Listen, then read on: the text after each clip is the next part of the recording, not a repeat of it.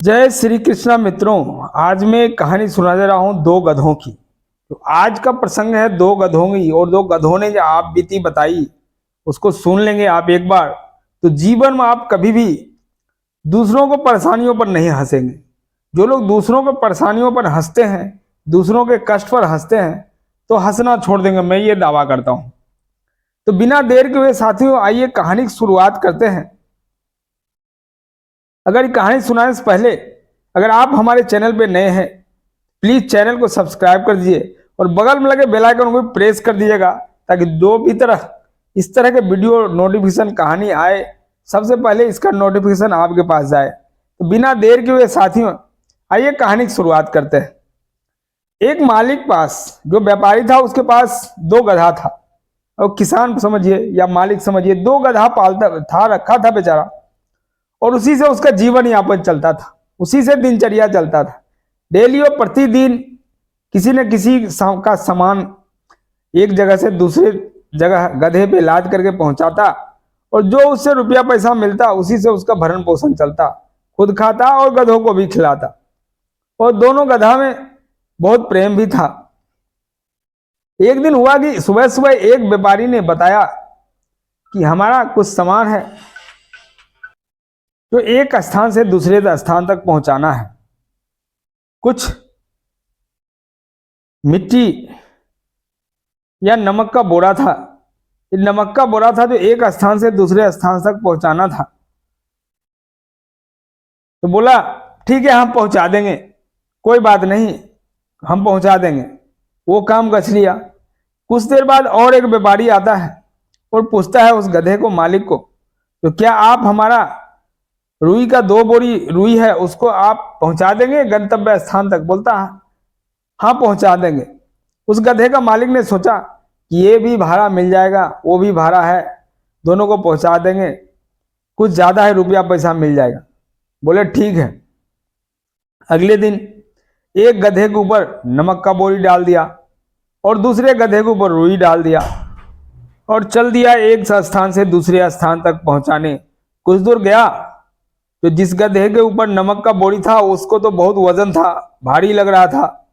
वो गधा धीरे धीरे चल रहा था, और जिस गधे के ऊपर रुई का बोरी था वो तो हल्का था, देखने में बड़ा लग रहा था लेकिन हल्का था, वो तेज चल रहा था। तो नमक का बोरी वाला गधा बोला, अरे भाई थोड़ा धीरे चलो, मालिक देखेगा कि हम पीछे चल रहे हैं तो हमको बहुत डंडा मारेगा। ये सुनकर रुई वाला गधा, जिसके ऊपर पीठ पर रुई लदा था, वो जोर जोर से हंसने लगा। तो मिट्टी वाला गधा बोलता है, अरे यार हंसते क्यों हो, मेरे ऊपर बड़ी बहुत वजन है, इसलिए मैं धीरे धीरे चल रहा हूं, तुम थोड़ा धीरे कर, नहीं तो मालिक मुझे मारेगा पीछे से। तत्पश्चात बोल ही रहा था कि उसके मालिक ने 4 डंडे लगाए गधे के पीछे। फिर गधा धीरे धीरे स्पीड बढ़ा रहा था। मन ही मन सोच रहा था, यह ऊपर वाले, ये कौन सा कर्मों के सजा है, मेरे इतना वजन पीठ पे लाद दिया, और ऊपर से मेरे मालिक मारता भी है, और उसको देखो इतना बड़ा लेके जा रहा है, उसमें वजन नहीं है, और मेरे को देख के हंस भी रहा है। ऐसे बातचीत चलते मन ही मन सोच ही रहा था गधा, और भगवान को कोस रहा था। उसके बाद जोर से आंधी और तूफान आ गया, बारिश होने लगी। अब क्या हुआ, नमक वाले गधे के नमक का बोरी भीग गया, और उसका वजन भी बहुत सारा कम हो गया, नमक बह गया पानी में, आधी से आधी वजन हो गया।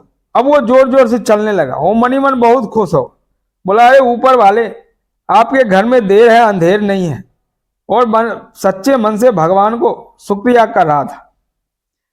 हुआ, और दूसरी तरफ क्या हुआ, जिस गधे के पीठ पे रुई लदा था, उसका वजन तो 2 से 3 गुना बढ़ गया। अब वो धीरे धीरे चल रहा था, और अब नमक वाले बोरी वाला गधा आगे हो गया। तो रुई का जो ले जाओ वो गधा बोला, अरे भाई तुम अब थोड़ा धीरे धीरे चलो, क्योंकि मेरे ऊपर इतना वजन बढ़ गया है, पता नहीं इतना वजन बढ़ गया, मेरे से चला नहीं जा रहा।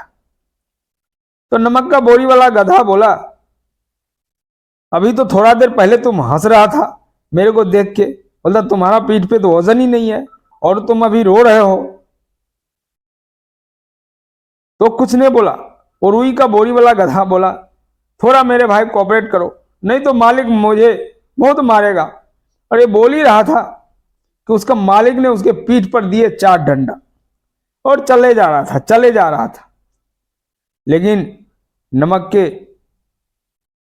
बोरी जो ले जा रहा था, उस गधा ने बोला, देखो भाई हम तो धीरे चल रहे हैं, लेकिन एक बात का हमेशा ध्यान रखना, कभी भी किसी के ऊपर हंसना मत बिना उसका परेशानी जाने हुए। पहले तो तू अभी कुछ देर पहले बहुत हंस रहा था, लेकिन मैं तुम्हारे ऊपर हंस नहीं रहा हूं, मैं तुम्हें समझा रहा हूं कि कभी किसी के ऊपर बिना परेशानी जानकर हंसना मत, क्योंकि हंसने वाला आदमी बड़ा नहीं होता, उसको सहायता करने वाला आदमी बड़ा होता है। और हमेशा दुखी आदमी को सहायता करनी चाहिए। ये जो समय है ना, ये किसी का नहीं है, कब बदल जाए कोई ठिकाना नहीं है। ये समय बदलते देर नहीं लगता। जो गरीब है, जो परेशानी में है, उसके देख करके जो हंसता है उसका यही हाल होता है। कब वो परेशानी हंसने वाले के पास आ जाए ये कोई नहीं देखा है। इसलिए उस गधे को, नमक के बोरी वाले गधे ने रुई के बोरे वाली गधे को समझाया, और रुई के बोरे वो धीरे धीरे चलने लगा। और रुई लदा वाला गधा भी मन ही मन उसको बोला, शुक्रिया बड़ा भाई, अब ऐसा नहीं होगा, अब मैं अपने आप को पश्चाताप कर लिया हूँ, मेरी गलती है। साथियों, जो गलती मान ले उससे बड़ा पश्चाताप करने वाला कोई नहीं है। चलिए, ये कहानी यही था, मोटिवेशनल स्टोरी। जय हिंद, जय भारत।